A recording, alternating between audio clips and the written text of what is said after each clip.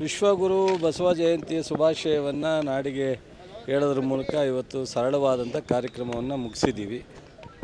So ಇಡೀ ಇದು ಒಂದು ರೀತಿ ನಾಡಿನ ಸರ್ಕಾರದ ಕಾರ್ಯಕ್ರಮ. ನಾಡಿನ ಎಲ್ಲ ಜಿಲ್ಲೆಯಲ್ಲಿ ತಾಲೂಕಿನಲ್ಲಿ ಬಸವ ಜಯಂತಿಯನ್ನು ಆಚರಣೆ ಮಾಡ್ತಾಯಿದ್ವಿ. ಅದೇ ರೀತಿ ಮಂಡ್ಯದಲ್ಲೂ ಸಹ ಆಚರಣೆ ಮಾಡಿದ್ವಿ. ಇನ್ನೇನು ಬೇರೆ ಹಾಂ, ಈಗ ಕೇಂದ್ರ ಸರ್ಕಾರ ಏನೇನು ಕಾರ್ಯಕ್ರಮ ತಗೊಳ್ಳಿ, ಅವ್ರ ಕೈಲಿ ಅಧಿಕಾರ ಇದೆ. ನೋಡಿ, ನಮ್ಮ ಒಬ್ಬರ ಪ್ರಾಣನೂ ಅಷ್ಟೇ, 1000 ಜನ ಪ್ರಾಣನೂ ಅಷ್ಟೇ. ಪ್ರತಿಯೊಬ್ಬರಿಗೂ ಅವ್ರವ್ರದ್ದೇ ಪ್ರಾಣಕ್ಕೆ ಬೆಲೆ ಇರುತ್ತೆ. ಕುಟುಂಬದಲ್ಲಿ ಏನು 26-27 ಜನ ಮರಣ ಹೊಂದಿದ್ದಾರೆ. ಅವ್ರಿಗೆ ನಮ್ಮ ಸರ್ಕಾರ, ನಮ್ಮ ರಾಜ್ಯದವರಿಗೆ ಏನು 10 ಲಕ್ಷ ಕೊಟ್ಟಿದ್ದೀವಿ. ಕೇಂದ್ರ ಸರ್ಕಾರದಿಂದ ಅವರಿಗೆ ಈ ರೀತಿ ದೊಡ್ಡ ಅನಾಹುತ ಆಗಿರೋದ್ರಿಂದ ಅವರಿಗೆ ಪರಿಹಾರ ಸೂಕ್ತ ಮತ್ತು ಅವ್ರ ಕುಟುಂಬದಲ್ಲಿ ನಿರ್ವಹಣೆಗೆ ಯಾರಿಗಾರ ಒಬ್ಬರಿಗೆ ಒಂದು ಕೇಂದ್ರ ಸರ್ಕಾರದ ಒಂದು ಕಚೇರಿನಲ್ಲಿ ಒಂದು ಉದ್ಯೋಗ ಕೊಡ್ತಕ್ಕಂಥದ್ದನ್ನು ಮಾನ್ಯ ಪ್ರಧಾನಮಂತ್ರಿಗಳು ಮಾಡಬೇಕು. ಇನ್ನು ಮುಂದೆ ಯಾವುದೇ ಕಾರಣಕ್ಕೆ ಬಾರ್ಡ್ರ್ನಲ್ಲಾಗಿರ್ಬೋದು, ಒಳಗಡೆ ಆಗಿರ್ಬೋದು, ಉಗ್ರರ ಒಂದು ದಾಳಿಗೆ ಬಲಿಯಾಗದಂಗೆ ನೋಡ್ಕೊಳ್ತಕ್ಕಂಥ ಎಚ್ಚರಿಕೆಯನ್ನು ಕೇಂದ್ರ ಸರ್ಕಾರ ತಗೋಬೇಕಾಗತ್ತೆ. ಅದನ್ನು ಮಾಡೋದು ಇವತ್ತಿನ ಏನೇನು ಅವ್ರು ತೀರ್ಮಾನ ತಗೊಳ್ಳಿ. ನಮ್ಮ ರಾಷ್ಟ್ರೀಯ ನಾಯಕರು, ಲೋಕಸಭಾ ನಾಯಕರು, ರಾಜ್ಯಸಭಾ ನಾಯಕರು ಎಲ್ಲರೂ ನಾವು ಅದಕ್ಕೆ ಸಪೋರ್ಟ್ ಇದ್ದೀವಿ ಅಂತ ಪ್ರಶ್ನೆಯನ್ನು ಮಾಡಿ. ಸಿದ್ದರಾಮಯ್ಯ ಅವರು ಯುದ್ಧ ಬೇಡ ಅನ್ನೋ ಒಂದು ಹೇಳಿಕೆ ಬಗ್ಗೆ ಸಾಕಷ್ಟು ಟೀಕೆಗಳು ಅವ್ರು ಹೇಳೋರು, ಕ್ಲಾರಿಫೈ ಮಾಡೋರು. ಈ ಸಂದರ್ಭದಲ್ಲಿ ಮೊದಲು ನಾವು ಆದ್ಯತೆ ಅದಕ್ಕೆ ಕೊಡಬೇಕು ಅಂತ ಹೇಳಿದೆ ಅಂತ ಅಷ್ಟೇ. ಅದನ್ನು ರಾಜಕೀಯವಾಗಿ ಅದನ್ನು ಈ ಸಾವನಲ್ಲೂ ರಾಜಕಾರಣ ಮಾಡ್ತಕ್ಕಂಥದ್ದು BJP ಕಲ್ಚರ್ಗೆ ನಾವೇನು ಮಾಡೋಕ್ಕಾಗುತ್ತೆ? ಮಾಡ್ಕೊಳ್ಳಿ. ಈಗ ಅವ್ರಿಗೇನು ವಿಚಾರ ಇಲ್ಲ ರಾಷ್ಟ್ರದಲ್ಲಿ, ರಾಜ್ಯದಲ್ಲಿ. ಅವ್ರಿಗೆ ಇಂಥ ವಿಚಾರನೇ ಮುಂದಿಟ್ಕೊಂಡು ಮಾಡಬೇಕಾಗತ್ತೆ. ಅದು ಏನು ನಮ್ಗೆ ನಾಚಿಕೆ ಆಗುತ್ತಪ್ಪ. ನಮಗೆ ಒಬ್ಬರು ಯಾರೋ ನೋವಿನಲ್ಲಿ, ಒಬ್ಬರ ಸಾವನಲ್ಲಿ, ಒಬ್ಬರ ದುಃಖದಲ್ಲಿ, ಒಬ್ಬರ ಕಷ್ಟದಲ್ಲಿ ರಾಜಕಾರಣ ಮಾಡೋಕ್ಕೆ ನಮ್ಗೆ ಇಷ್ಟ ಆಗಲ್ಲ. ನಮ್ಮ ಕೈಲಾದರೆ ಅದನ್ನು ಬಗೆಹರಿಸ್ಬೇಕು. ಇಲ್ಲ ಅಂದರೆ ದೇವರಲ್ಲಿ ಬೇಡ್ಕೋಬೇಕು, ಇದು ಆಗ್ದಂಗೆ ನೋಡ್ಕೊಳಪ್ಪ ಅಂತ. ಬಿಟ್ಟರೆ ಅದಕ್ಕಿಂತ ಜಾಸ್ತಿ ನನಗಿಷ್ಟ ಆಗಲ್ಲ. ನನಗಂತೂ ಹೌದು ರಾಜಕಾರಣ ಮಾಡ್ತೀವಿ ಅಂತ ಎಲ್ಲದರಲ್ಲೂ ರಾಜಕಾರಣ ಮಾಡೋಕ್ಕೆ ಇಷ್ಟ ಆಗಲ್ಲ.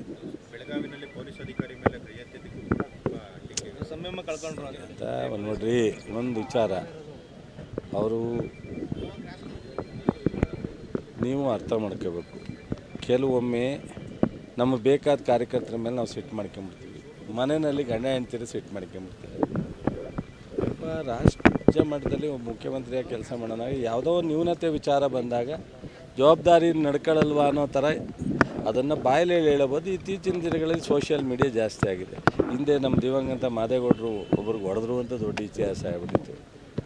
ಸೊ ಕೆಲವರು ಅಗ್ರೆಸಿವ್ ಆಗಿ ಹೋಗ್ತಾರೆ ನಾಯಕರು, ಕೆಲವರು ಸಾಫ್ಟಾಗಿ ಹೋಗ್ತಾರೆ.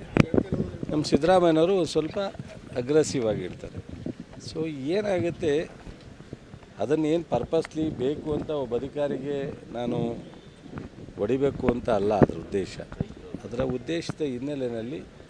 ಸೊ ಯಾವುದೋ ಒಂದು ನ್ಯೂನತೆ ಅಥವಾ ತಪ್ಪಾದಾಗ ಅದನ್ನು ಈಗ ನಾವೇ ಈಗ ನಮ್ಮ ದೇವಪ್ಪ ನಿಂತಿರ್ತಾನೆ, ಏನು ಹೇಳ್ತೀನಿ, ಬದಿತೀನಿ ಬಾ ಅಂಚ ತಂದು. ಸೊ ಅದನ್ನು ಅಷ್ಟನ್ನೇ ಒಂದು ದೊಡ್ಡ ಏನಾಗುತ್ತೆ, ಸಿದ್ದರಾಮಯ್ಯನವ್ರ ಬಗ್ಗೆ ಇನ್ನೇನು ತಪ್ಪು ಹುಡ್ಕೋಕ್ಕಾಗಲ್ವಲ್ಲ, ಕಾಂಗ್ರೆಸ್ ಸರ್ಕಾರದ ಬಗ್ಗೆ ತಪ್ಪು ಹುಡ್ಕೋಕ್ಕಾಗಲ್ವಲ್ಲ. ಸೊ BJP ಅವ್ರಿಗೆ ಇನ್ನೇನು ಕೆಲಸವೂ ಇಲ್ವಲ್ಲ. 5 ವರ್ಷದ್ದು ನಾವು ಹಿಂಗೆ ಮಾಡಿದ್ದೋ, ಇದು ತಪ್ಪಿಸ್ತು, ಈ ಥರ ಸಾಧನೆ ಮಾಡಿದ್ದೋ ಅಂತಲೂ ಹೇಳೋಕ್ಕಿಲ್ಲ. ಮುಂದೆ ನಾವು ಮಾಡ್ತೀವಿ ಅಂತ ಹೇಳೋ ಧೈರ್ಯನೂ ಇಲ್ಲ. ಇನ್ನೇನು ಇಂಥವ್ರೇ ಏನಾದ್ರು ಹುಡಿಕೊಂಡು ಹೋಗ್ತಾರೆ. ಪಾಪ ಅವರು ಜೀವನ ಮಾಡಬೇಕಲ್ಲ. ಈಗ ರಾಜಕೀಯ ಜೀವನ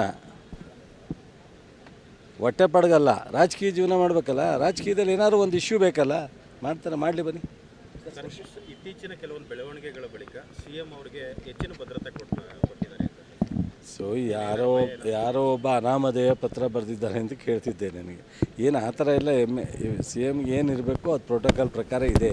ಅವ್ರಿಗೇನು ಭಯ ಇಲ್ಲ. ಯಾರು ಅದ್ರ ಬಗ್ಗೆ ನನಗೇನು ಮಾಹಿತಿ ಇಲ್ಲ, ಗೊತ್ತಿಲ್ಲ ನನಗೆ.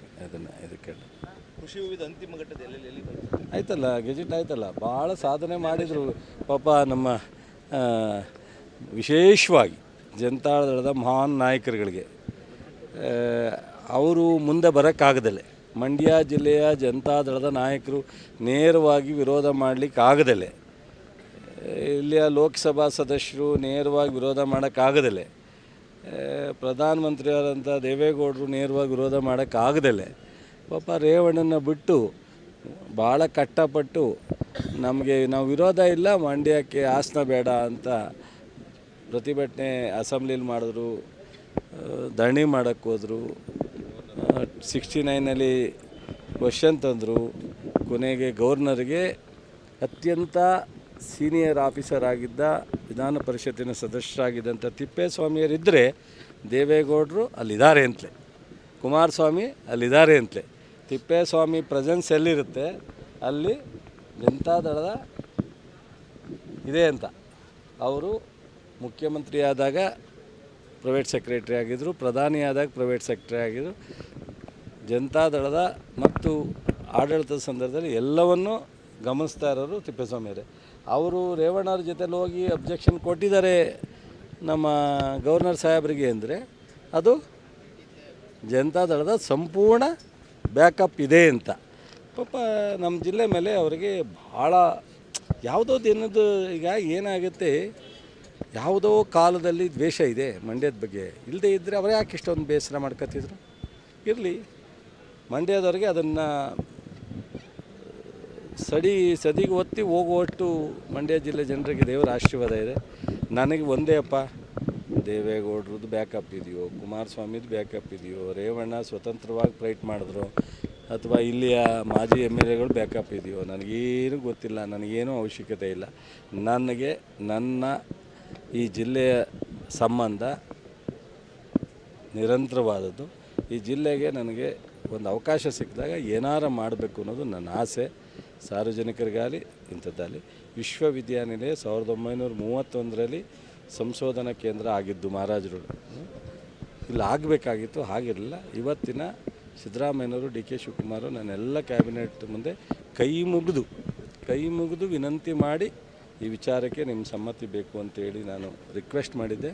ಅದಕ್ಕೆ ಇಡೀ ಕ್ಯಾಬಿನೆಟ್ ಒಪ್ಪಿ ಅನೇಕ ಅಡೆತಡೆಗಳ ಮಧ್ಯದಲ್ಲೂ ಸಹ ಪಾಸ್ ಮಾಡಿಕೊಟ್ಟಿದ್ರು. ಅಸೆಂಬ್ಲಿಲೂ ಅಷ್ಟೇ BJPಯವರು ಸಹ ಇದಕ್ಕೆ ಒಂದಷ್ಟು ಪ್ರಶ್ನೆ ಕೇಳಿದ್ರೆ ವಿನ ಇಲ್ಲಿ ಅಶೋಕ್ ಆಗಲಿ, ಅಲ್ಲಿ CT ರವಿ, ನಾರಾಯಣ ಸ್ವಾಮಿ ಆಗಲಿ ನಿಜವಾಗ್ಲೂ ಸಹ ಅವರಿಗೆ ಧನ್ಯವಾದಗಳನ್ನ ನಾವು ಹೇಳಬೇಕಾಗತ್ತೆ. ಅವರೂ ಸಹ ಅದನ್ನು ಯಾವುದೇ ಥರದ ನಿರ್ಬಂಧ ಇಲ್ಲದೆ BJPಯವರು ಸಹ ಮಂಡ್ಯದಲ್ಲಿ ಒಂದು ಶುಗರ್ ಫ್ಯಾಕ್ಟ್ರಿ ಆಗಲಿ ಅಂತ ಒಪ್ಪಿದ್ರು. ಆದರೆ ಜನತಾದಳದವರು ಮಾತ್ರ ಅಸಮಾಧಾನವನ್ನು ವ್ಯಕ್ತಪಡಿಸಿದ್ದು. ಇಲ್ಲಿ ಇರ್ತಕ್ಕಂಥ ಮಾಜಿ ಶಾಸಕರು ಸಹ ಅದನ್ನು ಪೂರ್ಣ ಪ್ರಮಾಣದಲ್ಲಿ ಕಟ್ಟುನಿಟ್ಟಾಗಿ ನಮ್ಮ ರೇವಣ್ಣವ್ರು ಹೇಳಿದ ತಪ್ಪು, ನಾವು ಅದ್ರ ಬಗ್ಗೆ ನಮಗೂ ವಿರೋಧ ಇದೆ ಅಂತ ಹೇಳಲೇ ಇಲ್ಲ. ಇಲ್ಲಿಯ ಮಾಜಿ ಶಾಸಕರು ಸಹ ಒಂದು ರೀತಿ ಬ್ಯಾಲೆನ್ಸಾಗಿ ಮಾತಾಡಿದ್ರು. ಅವರಿಗೆ ದೇವರು ಒಳ್ಳೇದು ಮಾಡಲಿ. ಈ ಜಿಲ್ಲೆ ಜನ ಅವ್ರಿಗೆ ತೋರಿಸಿರೋ ಪ್ರೀತಿ, ಅವ್ರಿಗೆ ಕೊಟ್ಟಿರೋ ಅನೇಕ ಅಧಿಕಾರ, ಅದನ್ನು ಜಿಲ್ಲೆ ಜನರು ವಿರುದ್ಧವಾಗಿ ಬಳಸ್ತಾ ಇದ್ದಾರೆ ಅನ್ನೋದು ಜನರಿಗೆ ಈಗಾಗಲೇ ಗೊತ್ತಾಗಿದೆ. ಕುಮಾರಸ್ವಾಮಿಯವರು ಇವತ್ತು ಕೇಂದ್ರದಲ್ಲಿ, ಹಿಂದೆ ರಾಮನಗರದಲ್ಲಿ MP ಆಗಿ ಮಂತ್ರಿ ಆಗಲಿಲ್ಲ. ಕೇಂದ್ರದಲ್ಲಿ ಮಂತ್ರಿ ಆಗಬೇಕು ಅಂತಲೇ ರಾಮನಗರದಲ್ಲಿ ಅವತ್ತು MP ಆಗಿದ್ದರು. ಮನಮೋಹನ್ ಸಿಂಗ್ ಅವ್ರ ಕಾಲದಲ್ಲಿ ಭಾಳ ಪ್ರಯತ್ನ ಮಾಡಿದ್ರು, ಆಗಲಿಲ್ಲ. ಇವತ್ತು ಮಂಡ್ಯದಿಂದ MP ಲೋಕಸಭೆಗೆ ಆಯ್ಕೆ ಆದ ತಕ್ಷಣ ಮೋದಿಯವರು ಒಂದು ಒಳ್ಳೆಯ ಅಧಿಕಾರ ಕೊಟ್ಟರು. ಅದರಿಂದ ನಮ್ಮ ಜಿಲ್ಲೆಯ ಜನರ ಕೃಷಿ ವಿಶ್ವವಿದ್ಯಾಲಯ ತಪ್ಪಿಸುವಂಥ ಪ್ರಯತ್ನವನ್ನು ಪ್ರಾಮಾಣಿಕವಾಗಿ ಹೋರಾಟ ಮಾಡಿದ್ದಾರೆ. ಆದರೂ ಸಹ ನಮ್ಮ ದೇವರ ಆಶೀರ್ವಾದದಿಂದ, ನಮ್ಮ ಸಿದ್ದರಾಮಯ್ಯನವರು, DK ಶಿವಕುಮಾರ್, ನಮ್ಮ ಸರ್ಕಾರದ ಸಹಕಾರದಿಂದ ಗವರ್ನರವರು ನಾನು ಹೋಗಿ ವಿನಂತಿ ಮಾಡಿ, ಈ ರೀತಿ ಇದೆ, ಮಂಡ್ಯ ಇತಿಹಾಸ ಇದೆ, ನಾಲ್ವಡಿ ಕೃಷ್ಣರಾಜ ಒಡೆಯರು ಇಲ್ಲಿ ಕೃಷಿ ಸಂಶೋಧನಾ ಕೇಂದ್ರ ಪ್ರಾರಂಭ ಮಾಡಿದ್ದು. ಸೊ ಇದು ರೆವಿನ್ಯೂ ಡಿವಿಷನ್ ಇದೆ, ಶಿವಮೊಗ್ಗ ಇದೆ, ರಾಯಚೂರು ಇದೆ, ಧಾರವಾಡ ಇದೆ, ಬೆಂಗಳೂರು ಇದೆ. ಮಂಡ್ಯ ಕೃಷಿಗೆ ಪ್ರಧಾನವಾದಂಥ ಜಿಲ್ಲೆ. ಇಲ್ಲೊಂದು ಕೃಷಿ ಸಂಶೋಧನಾ ಕೇಂದ್ರಗಳು ಭಾಳ ಮುಖ್ಯವಾಗಿದ್ದಾವೆ. ಕ್ಲೈಮೆಟಿಕ್ ಝೋನು ಸಹ ಈ 5 ಜಿಲ್ಲೆ ಒಂದೇ ಇರೋದ್ರಿಂದ ಇಲ್ಲಿ ಅವಶ್ಯಕತೆ ಇದೆ ಅನ್ನೋದನ್ನು ಮನವರಿಕೆ ಮಾಡಿಕೊಟ್ಟೆ. ಆವಾಗ ಪಾಪ ಅವರು ಹಿಂದೆ ಮುಂದೆ ನೋಡ್ದಲೆ ಗವರ್ನರವರು ಸಹಿ ಹಾಕಿ ಲಾ ಡಿಪಾರ್ಟ್ಮೆಂಟಿಗೆ ಬಂದು ಗೆಜೆಟ್ ನೋಟಿಫಿಕೇಷನ್ ಆಗಿದೆ. ಇದಕ್ಕೆ ಗವರ್ನರ್ವರೆಗೂ ಸಹ ಮಂಡ್ಯ ಜಿಲ್ಲೆಯ ರೈತರ ಪರವಾಗಿ, ಸಾರ್ವಜನಿಕರ ಪರವಾಗಿ, ನಮ್ಮೆಲ್ಲ ಸರ್ಕಾರದ ಶಾಸಕರ ಪರವಾಗಿ ಧನ್ಯವಾದಗಳು. ಅವರಿಗೆ 1 ವರ್ಷ ಆಗ್ತಾ ಬಂತು ಸರ್ ಸಂಸದರಾಗಿ, ಕೇಂದ್ರ ಮಂತ್ರಿಯಾಗಿ. ಅವರ ದೇವರು ಒಳ್ಳೇದು ಮಾಡಿ. ಕಾರ್ಯವೈಖರಿ ನಿಮ್ಗೆ ತೃಪ್ತಿ ತಂದಿದೆಯಾ? ನೋಡಪ್ಪ, ನನಗೆ ತೃಪ್ತಿ ತರೋದು ಮುಖ್ಯ ಅಲ್ಲ. ಈ ಜಿಲ್ಲೆ ಜನಕ್ಕೆ ತೃಪ್ತಿ ತರುವಂಥ ಕೆಲಸ ಮಾಡಲಿ. ನಾನು ಕಾಂಗ್ರೆಸ್ನ ಒಬ್ಬ ಸರ್ಕಾರದ ಭಾಗವಾಗಿದ್ದೀನಿ. ನಾನು ಯಾಕೆ ನಾನು ಯಾರ ಬಗ್ಗೆನೂ ಟೀಕೆ ಮಾಡಲಿಕ್ಕೆ ಹೋಗಲ್ಲ ಹೆಚ್ಚಿಗೆ. ಅವ್ರಿಗೆ 1 ವರ್ಷ ಆಗಿದೆ, ಇನ್ನೂ 4 ವರ್ಷ ಅವ್ರಿಗೆ ಅವಧಿ ಇದೆ, ಇನ್ನೂ ಕಾಯೋಣ. ಇಲ್ಲಿ ಬಂದು ದಿಸಾ ಮೀಟಿಂಗ್ನಲ್ಲಿ ಅಧಿಕಾರಿಗಳು ಬೈಯೋದು ಮುಖ್ಯ ಅಲ್ಲ. ನನ್ನದೇನು ಕೋಆರ್ಡಿನೇಷನ್ ಇಲ್ಲ. ಅವ್ರು ಈಗ ರೈತ ಸಭಾಂಗಣದಲ್ಲಿ ಮಾಡ್ತೀನಿ ಅಂದರು, ನಾನು ಯಾವುದೋ ಗ್ರ್ಯಾಂಟ್ ಆಗ್ತಾಯಿದ್ದೆ ಮಾಡಲಿ ಅಂತ ಬಿಟ್ಟು, ಇನ್ನೊಂದು ಯಾವುದೋ ಒಂದು ಸ್ಪೋರ್ಟ್ಸ್ ಇದೇನೋ ಮಾಡ್ತೀನಿ ಅಂದರೆ ಮಾಡಲಿ, ಜಾಗ ಕೊಡಿ ಅಂತ ಹೇಳಿದ್ದೀನಿ ಡಿ ಸಿ ಅವ್ರಿಗೆ. ಗೊತ್ತಿಲ್ಲ, ನನಗೇನು ಕಂಡಿಲ್ಲ. ಏನು ಮಾಡಿದ್ರು ಜಿಲ್ಲಾಧಿಕಾರಿಗಳಿಗೆ ಅವ್ರಿಗೆ ಸಪೋರ್ಟ್ ಮಾಡಿ ಅಂತ ಹೇಳಿದ್ದೀನಿ, ಯಾವುದನ್ನು ನಿಲ್ಲಿಸೋಕೆ. ರಾಜ್ಯ ಸರ್ಕಾರದಿಂದ ನಮಗೆ ಸಹಕಾರ ಸುಮ್ಮನೆ ಬಾಯಿ ಚಪ್ಪಲಿಗೆ ಮಾತಾಡಿದ್ರೆ ನಾವೇನು ಮಾಡೋಕ್ಕಾಗತ್ತೆ ರೀ? ಅವ್ರನ್ನೇನು ನನಗೆ ಸಹಕಾರ ಕೊಡಬೇಕಲ್ಲ. ಈಗ ಕೊಟ್ಟರು ಅಡಚಣೆನ ಕೃಷಿ ವಿಶ್ವವಿದ್ಯಾನಿಲಯ ಮಾಡಲಿವೆ. ನಮ್ಮ ಸರ್ಕಾರ ತೀರ್ಮಾನ ಮಾಡಲಿಕ್ಕೆ ಕೇಂದ್ರ ಸರ್ಕಾರದ್ದೇನಿಲ್ಲ. ಸೊ ಇವ್ರಿಗೆ ಬೇಕಾದ್ರೆ ನಾವು ಏನು ಸಹಕಾರ ಕೊಡ್ಬೋದು? ಯಾವ್ದಾದ್ರು ಕೇಂದ್ರ ಸರ್ಕಾರದ ಯೋಜನೆ ಬಂದರೆ ಜಾಗ ಕೊಡಬೇಕಾಗತ್ತೆ, ಕರೆಂಟ್ ಕೊಡಬೇಕಾಗತ್ತೆ, ನೀರು ಕೊಡಬೇಕಾಗತ್ತೆ, ಇದನ್ನು ಕೊಡೋಣ, ತೊಂದರೆ ಇಲ್ಲ. ನಮ್ಮ ಸರ್ಕಾರದಿಂದ ನಾವೇನಾದ್ರು ಕೊಡೋದಿದ್ರೆ ಕೊಡ್ತೀವಿ. ನಾವು ಮಾಡೋ ತೀರ್ಮಾನಕ್ಕೆ ಅವರಿಂದ ಏನೂ ಆಗಬೇಕಾದೇನಿಲ್ಲ, ಅದರಿಂದ ಏನು ತೊಂದರೆ ಏನಿಲ್ಲ. ನಾವೇನು ಅವ್ರಿಗೆ ಈ ಜಿಲ್ಲೆಗಾಲಿ ರಾಜ್ಯಕ್ಕಾಲಿ ಮಾಡೋ ತನಕ ಯಾವುದೂ ಅಡಚಣೆ ಇಲ್ಲ. ಚಪ್ಪಲಕ್ಕೆ ಮಾತಾಡ್ತಾರೆ ರೀ, ನಾವು ರಾಜಕಾರಣ ನೋಡಿ ಸಾಕಾಗಿದೆ ರೀ, ಬಿಡ್ರಿ. ಸಚಿನ್ ಅವರು ಮೊದಲ ಹಂತದಲ್ಲೇ ಪಾಸ್ ಆಗಿದ್ದಾರೆ, ಅಧ್ಯಕ್ಷರು ಕೂಡ ಆಗಿದ್ದಾರೆ. ನನಗೆ ಅಲ್ಲಿ ಸ್ಥಳೀಯವರ ತೀರ್ಮಾನ, ಅವರನ್ನು ರಾಜಕಾರಣ ಮುಂದಿಂದು ನಾನು ಇವತ್ತೇನು ಹೇಳೋಕ್ಕಾಗಲ್ಲ. ಯಾವತ್ತು ಸಂದರ್ಭ ಬರುತ್ತೋ ಅವತ್ತು. ಇನ್ನೂ ನಾನು ನಿವೃತ್ತಿ ಘೋಷಣೆ ಮಾಡಿಲ್ಲ. ಸೊ ಅದರಿಂದ ನಾನಿರೋವರೆಗೂ ನಾವಿರ್ತೀವಿ. ನಂತರ ಅವತ್ತಿನ ಪರಿಸ್ಥಿತಿಗೆ ಜಿಲ್ಲೆಯಲ್ಲಿ ಒಬ್ಬ ಕಾರ್ಯಕರ್ತರು ಬೆಳ್ಕೋಬೋದು, ಅಥವಾ ಸಚಿನ್ ಬೆಳ್ಕೋಬೋದು, ಅಥವಾ ಇನ್ನೊಬ್ಬರು ಬೆಳ್ಕೋಬೋದು.